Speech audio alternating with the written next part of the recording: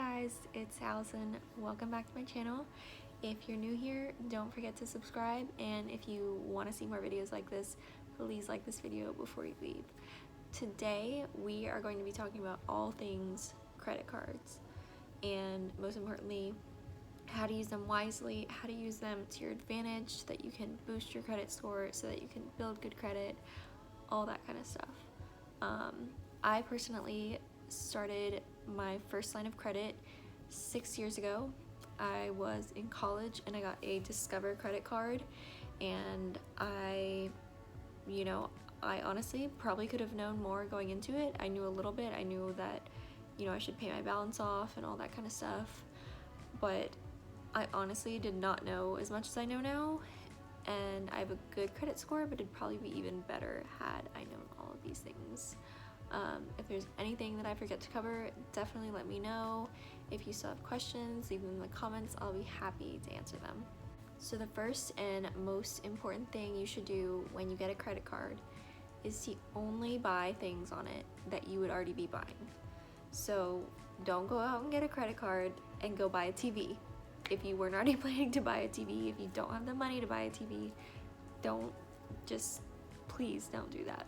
For example, when I first got my credit card, all I really bought was gas and groceries with it. I didn't buy anything else. I was super nervous. I didn't want to rack up a huge debt or anything, so I wasn't, going out and going crazy, going on shopping sprees.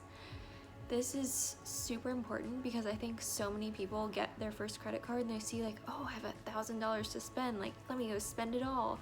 And that is a huge, huge mistake, because you don't think you do have to pay that off.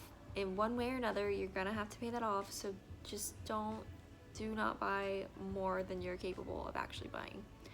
If you don't have the amount in your checking account, or you're not gonna have that amount in your checking account in 30 days when your balance is due, just don't buy it. Especially if you're really trying to build credit, really just buy the bare minimum on your credit card. Don't charge a bunch of things. It's better off not to. The second thing you should make sure you do when you are first starting out trying to build your credit is make sure you pay off your balance every single month in full. So if your statement comes and it says you owe $100, pay off $100. The end. No ifs, ands, buts about it. Just pay it off. There's no point in having to pay interest on something, especially if you already have the money to pay for it. Credit cards are great because, yeah, it does put off that purchase for 30 days or so, but if you let it go past that 30 days and you don't pay it off, and then you start getting charged interest, you're paying more for that thing that you should have already had the money for in the first place. So it really doesn't make sense. This is again why I go back to, don't make purchases that you weren't already planning to make.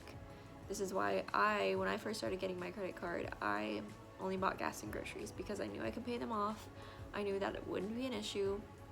It doesn't mean, if you're grocery shopping, go out and buy the nicest cut of steak if you weren't already doing that. Just make sure you pay your balance in full every single month, because there should never be an issue with what the interest rate on the card is. You should get a card with 30% interest and not even care, because you should be paying it off every month, because that's something you ideally should not have to face. Number 3 on smart ways to use a credit card is keep a low utilization rate. So utilization is thought of as a percentage of your credit card limit. So for example, if your card has $1,000 limit, any limit, I would generally try to stay between 20 and 30%, lower if possible, but I would say max 30%. This is something that impacts your credit score.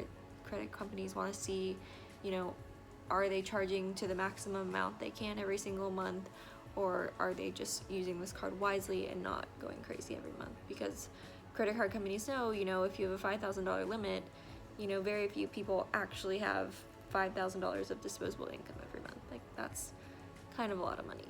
And so I know just starting out, it's kind of hard to keep a low utilization. So if your credit limit is really low, like $500, $2,000, and you're only putting, your gas and groceries on it, for example, if that's gonna put you above a 20 to 30% utilization rate, definitely don't put all of that on there.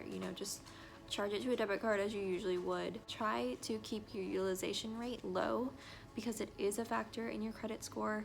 So you don't want, to be charging up everything that you usually purchase if that is going to make you go over that rate. Number 4 is to set up automatic payments. This ensures that you're never going to have a late payment, you're never going to be charged interest, you're going to stay in the clear. Now, I know a lot of companies offer, one-time late payment forgiveness, and hopefully you never have to use that. If you just set up automatic payments, every company should have this. You can just set an automatic payment to pay on the due date that pays your balance in full, your last statement balance. I do like to check what my balance is every month. I don't just like to charge things mindlessly and then just let that payment go through. I do like to see, what I'm spending on to make sure I'm not going crazy and going over budget and all that kind of stuff. But setting up an automatic payment will ensure that you don't have that negative factor impacting your credit score, because if you do have late payments, there is a factor where it can negatively impact your credit score, so you definitely don't want that. But this also goes back to, if you have charged more than is in your checking account or your savings account or wherever you're paying that credit card bill from, if you're setting up that automatic payment but you've spent more on your credit card than is in your bank account, you're gonna be in trouble. So set up an automatic payment, but don't spend more than you can pay for. Number 5 is, don't sign up for every single credit card that you see. I know it's tempting. I know you're at the store and they're like, oh, you can save an extra 10% if you open a credit card today. And you're like, I'd like to save a $10 on this $100 purchase. That would be nice. Just don't do it. You don't want to have a ton of credit cards in your name and then, forget to pay one, forget you even have this store credit card, and get yourself in trouble. It's not worth it. Just don't do it. Especially when you're starting out, start with one credit card, just stick with that. Do it for 2-3 years, whatever you feel comfortable with, and then maybe you can think about getting another credit card. Another reason not to do this is because the number of inquiries on your credit does negatively impact your credit score also. If you're applying for 10 credit cards in a month, that's not going to look too good to credit companies. They're going to be like, oh, why do you need all this extra credit? Like, someone that's applying for all these credit cards probably actually needs all that money and doesn't have any way to pay it back. So lenders are probably not going to want to lend to you in the future if they see that you have a ton of credit cards open. Now, of course, there's a bunch of other factors in this, so don't get too worried. I currently have 4 credit cards now, but that's over, a 6-year period, and I do have reasons for using them, and certain ones I only use at the certain stores, so I'm not going crazy, I'm not using them for every purchase, and I definitely had good reasons to use them. Like, for example, I got a Home Depot credit card when I purchased my appliances for my house because I could finance them for 12 months. So they had 0% financing over 12 months for the purchase price that I was making. So I paid about like $250 a month and paid that off in about 10 months, I think. Sounds about right. So yeah, so I used that, and then Home Depot also has, any purchase over, I want to say like $250 automatically qualifies for 0% financing for 6 months. So that is awesome. That is super awesome, especially since home purchases are generally more expensive. I also ended up purchasing I kind of had a random purchase of like little and big things that I was buying, one of them being my TV stand. So when I bought that, I then also qualified for 6-month financing, and then that ended up being like, I think I paid $125 over like 3 months. So that was worth it too, because I could spread those payments out, so I wasn't, spending like $400 or whatever the purchase was, all in 1 month. So that made me feel better. And I only use that credit card when I'm buying things from Home Depot. So I'm not, going to Target and putting my purchases on my Home Depot card. I'm definitely not doing that.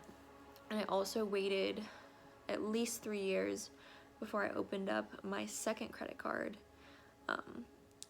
because I was not trying to go crazy, but I also figured that opening another credit card at that point would probably help me build my credit, which it has, and I'm glad that I did that, and I'm definitely glad that I waited. Now, the last thing to think about when you are, trying to build your credit, trying to start getting a credit card, all those kinds of things, and I think a lot of people don't talk about this, is that closing a credit card can hurt your credit score. There's not a guarantee it will hurt your credit score, but there's a chance that it will. And there's a few reasons why this is. So, for example, my Discover credit card, that was the first credit card I ever opened. I've had that for 6 years now, and that is basically the bulk of my credit history, is that 6 years of credit that I've held on to. If you got a starter credit card and you had that for 5 years and then you closed it, but you only opened up your second card a year ago, when you close that first card, now your credit history starts over.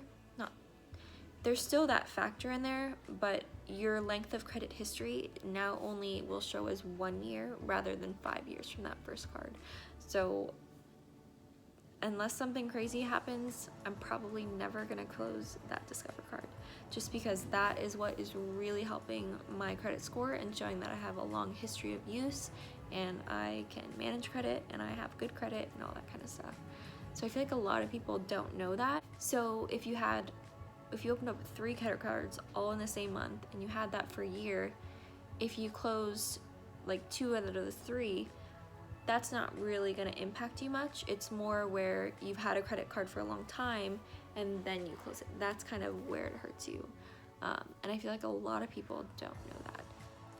So those are just a few of my tips on how to help you build credit and start with your first credit card.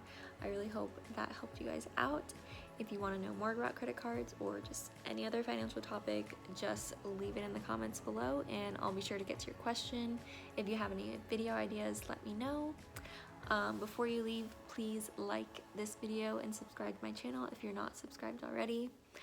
I appreciate you guys. Thanks so much for watching. Bye.